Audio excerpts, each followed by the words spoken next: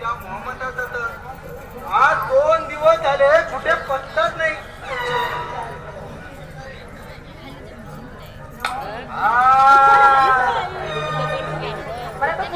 हे जाण त्या मराठी पोरीसाठी त्या सपनीसाठी तडफडीत असतात. नाव तरी कोण आहे? सक्कू सक्कू मिठी बुलबुल. हे सगळे जण त्या बुलबुलीसाठी तडफडत राहिले तर तिकडे खान साहेबाकडे पण राहायचं. हे काही नाही, सक्कू गेली खड्ड्यात. खान साहेब तिकडे गुस्सा झाले तर देतील एकेकाला लोटून खड्ड्यात. एकेकाचा कान धरून वठणीवर आणायला पाहिजे.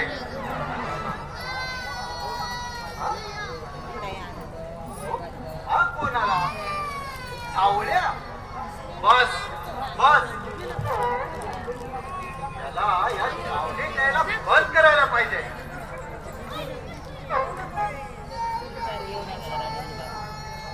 हा सावळ्याचा वेशाख मला फारच चांगला दिसतो. हा मराठ्यांचे पोशाख कसे सुंदर असतात. ही खरोखरच सावळा दिसतो. मला कोणी सुद्धा ओळखलं नाही. हे शेरखान साहेब ते उभे आहेत. आजची जरा गंमतच करतो.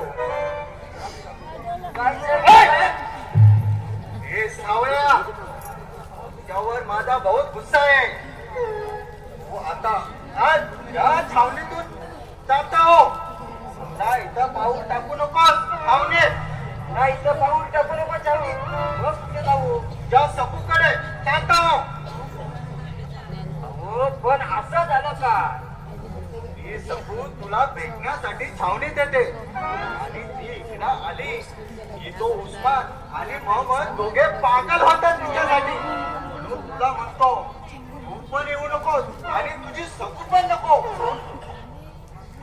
त्या काय असाच चाललो सकूकडं. हा चाललास तू? म्हणजे का तुम्ही म्हणून आता म्हणून चाललो. पुन्हा सकू इकडे येणार नाही असं करून टाकतो. असं करू नको ना रे. सकू इकडे येऊ दे. सकू इकडे येऊ दे आणि मी पण इकडे येऊ. तू नको येऊ दे. सकू एकटीच येऊ दे.